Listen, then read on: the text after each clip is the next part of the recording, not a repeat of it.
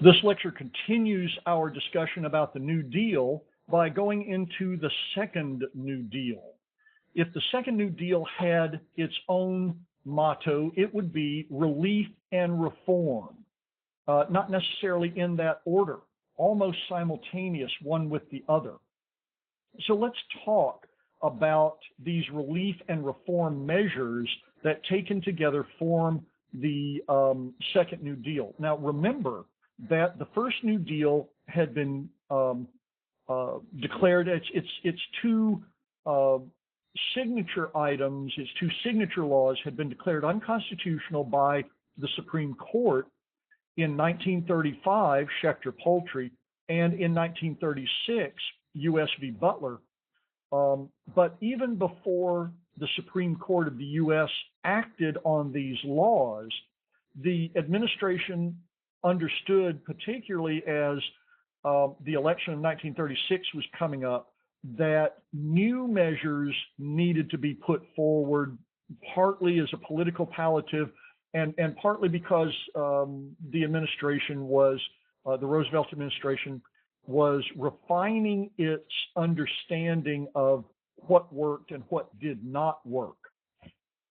By 1935, it was becoming obvious that some of the relief measures, in particular of the 100 days of 1933, were not working, were not going to work. But that's where they really needed to put some effort.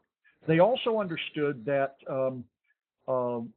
recovery was not so much taken care of as it was put on the right road, that many of those banking reforms and other reforms that had been created in the 100 days, some of that legislation would indeed lead to ultimately recovery and a stronger financial and fiscal infrastructure in the United States.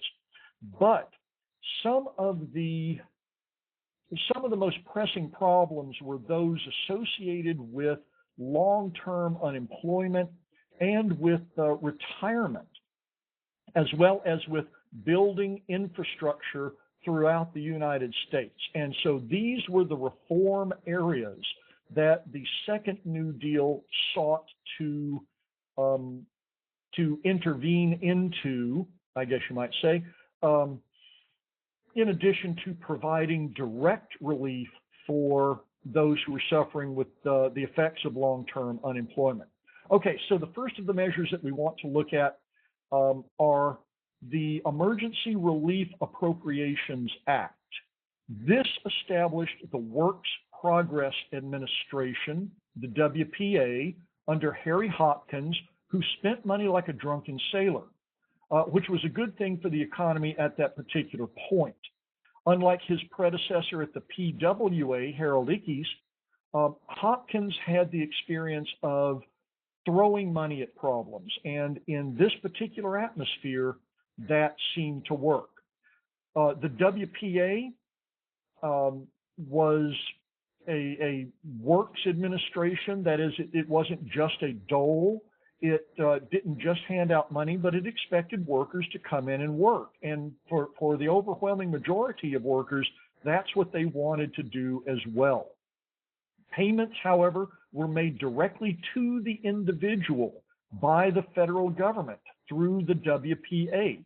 The government hired people to build parks, to build buildings, to expand the physical plant of universities, to build high schools, to build hospitals, to, in some case, write plays. Federal One was a theater bill. It also hired historians to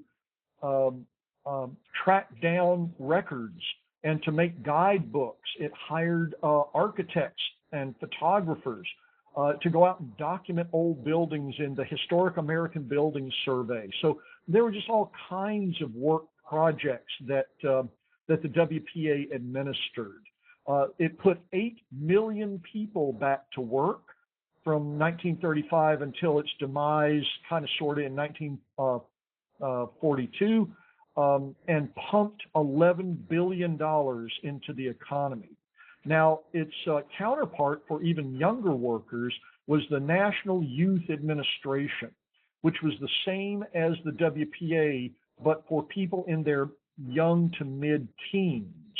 Now, I bring this up because this was a place where people who would become important public servants later got their start.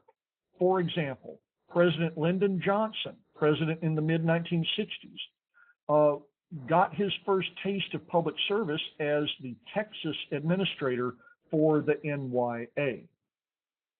Probably the signature item of the second New Deal, one of the ones that's still with us, is the Social Security Act passed in 1935. This created an insurance, not really an insurance, it's not right to call it insurance, it's not insurance. It created a public pension system similar to that created in Germany in the 1880s and in England in the 1890s. It is very much a part of the progressive era's feel for legislation, its ideas about legislation. And it has long and important impact, but its immediate impact was to worsen the recession of 1937, because though the act was passed in 1935, the provisions did not go into effect until 1937. And here's how it worked. All workers paid into Social Security for 1935 and 36 and into 1937. In 1937, retirees could begin drawing pensions. Again, much like what Francis Townsend had proposed, that older people be given public money. And that's exactly what Social Security did. But the funding mechanism was that current workers paid into Social Security to support retirees. The promise was that later workers would continue to pay in to support those workers who had been paying in to support older retirees. When current workers retired, their progeny would pay into the system to support them. There were, in addition to relief and reform acts, further regulation acts, like the Banking Act of 1935 that reorganized the Federal Reserve Board and took off all of the remaining private bankers who were not appointed by the government to the Federal Reserve. This diminished the power of private bankers who were actually in competition with the Federal Reserve, and it strengthened the federal government's control over the money supply. The Public Utilities Holding Act is another business regulation act that hoped to increase competition by limiting power companies to a single geographic region. That is, power companies could not branch out outside of designated geographic regions, and so we don't have a single giant public utility company. At least that's what the Public Utilities Holding Act wanted to do. Then there was a sheer political act. The Revenue Act of 1935, called the Soak the Rich tax, that was supposed to raise taxes on the wealthy and on corporations, but ultimately raised very little revenue. However, it created a great deal of heat, both against it by the wealthy and their supporters in Congress, and by workers and the unemployed who thought this was just a wonderful idea to soak the rich, who they felt weren't paying their fair share of taxes. Another area of New Deal, second New Deal reform was in agriculture. And there were two major agricultural acts. The first provided agricultural electrification, rural electrification. That is, this was an infrastructure building investment by the federal government to string electric lines to those areas that there wasn't enough profit or that actually cost money, so that private corporations who controlled most of the electricity in the U.S. simply refused to serve. And you can understand exactly why they refused to serve it. This was to get cheap energy out to rural people, and it was something that was aimed at making agricultural life at least seem better by those people who would be the benefits. It subsidized infrastructure. It was hoped that this would make the countryside more modern, and the reverse of this was that, or the other side of this coin, was that country people might then support hydroelectric dam projects. An Agricultural Relief and Reform Act also was the revivification of the Agricultural Adjustment Act. That is the second AAA, written and passed in 1938, which changed the payment mechanism from paying landowners who ultimately threw sharecroppers off the farm, paying landowners to plow their crops under or to not plant. It paid those who worked the farm. Now, by paying those who worked the farm, it gave those people who had been beholden to the local moneyed interests a second source of revenue, a way to get money that was outside of the local merchant or the local banker or the local landlord, because it paid the people who worked the farm, not the people who owned the land. There were still some payments to people who owned the land, but that was the most objectionable thing that most Southerners in particular were pretty unhappy with. The landowners and local merchants really despised this act, this component of it, because this changed not only economic relations but also social relations in the South. This second Agricultural Adjustment Act created a very strong soil and water conservation service in order to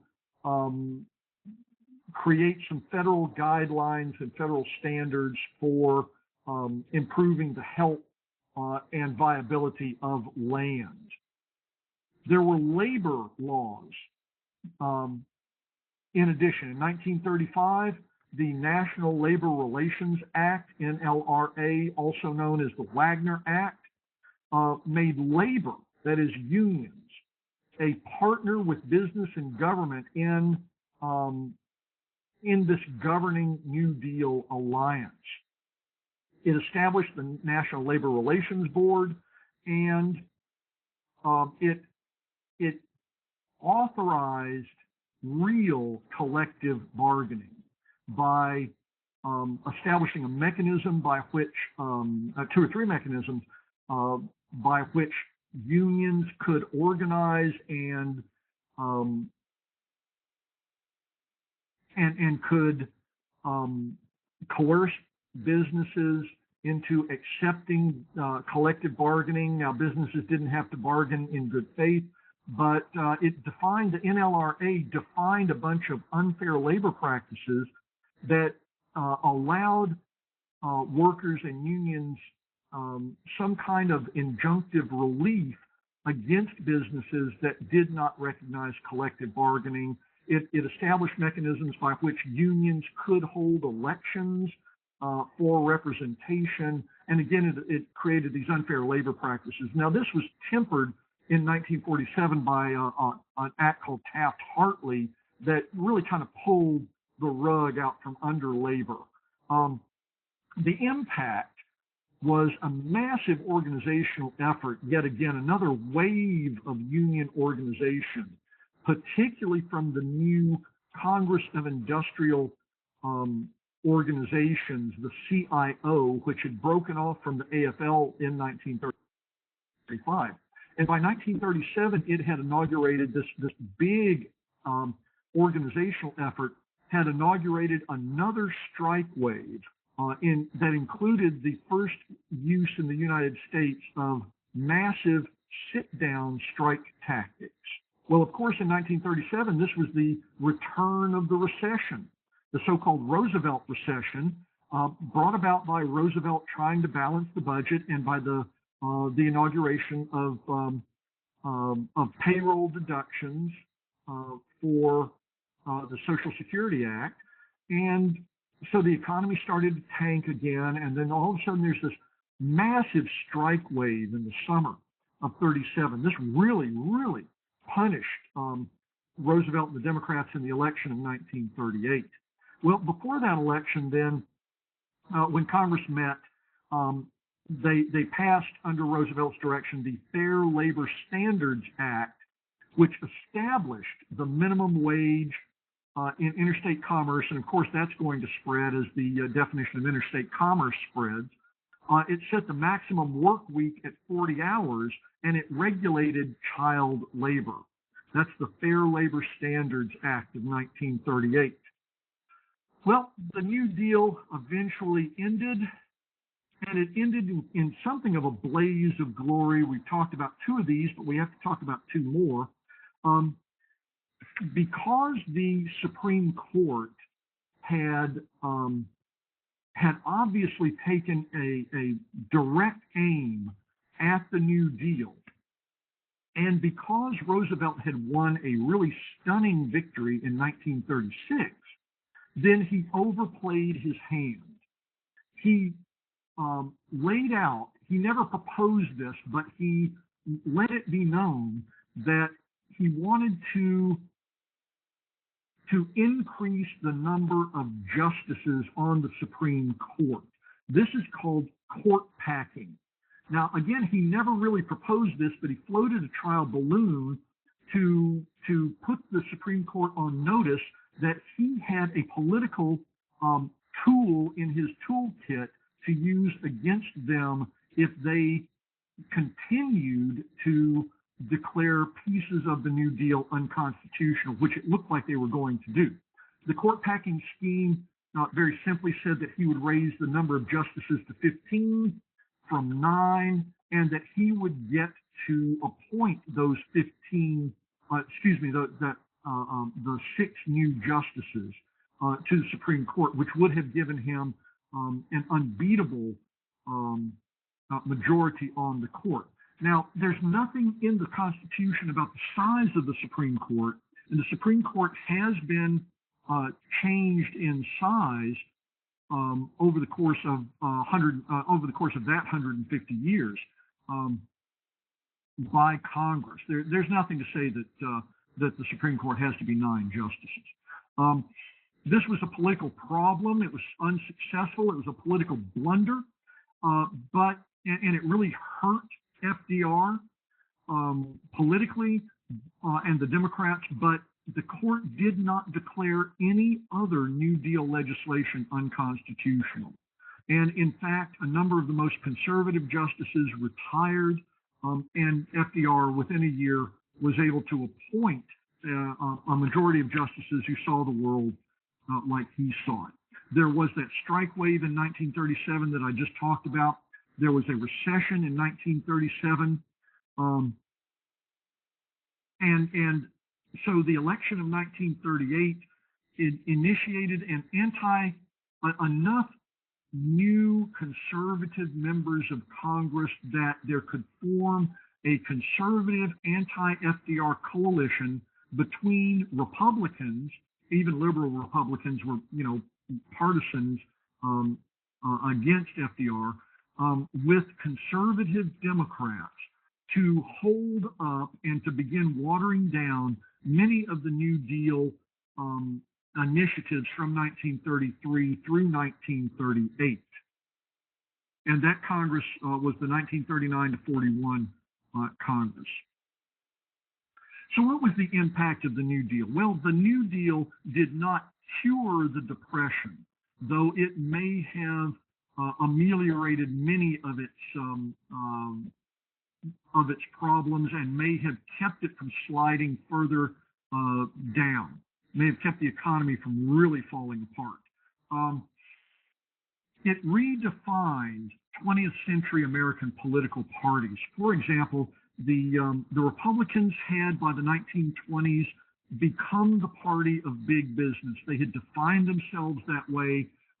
They had broken off their progressive wing, and which was kind of a wing that was either in favor of workers or in favor of small business, and became the party of large business and a conservative party, at least fiscally.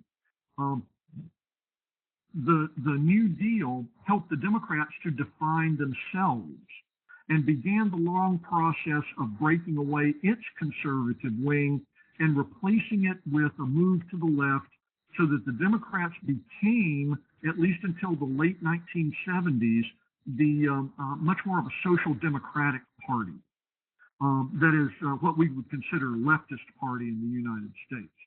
On the other hand, with the Republicans being pro-business and the Democrats being social democratic, that left a large group in the middle, the so-called independent voters, who might be liberal Republican leaning or might be conservative Democratic leaning, but they don't really ally themselves as part of the party. And this is called the vital center. At least it was called the vital center until the 1970s in American politics. And this is the first time that we see the parties actually start falling apart. And they can't enforce discipline like they could. They don't do it now.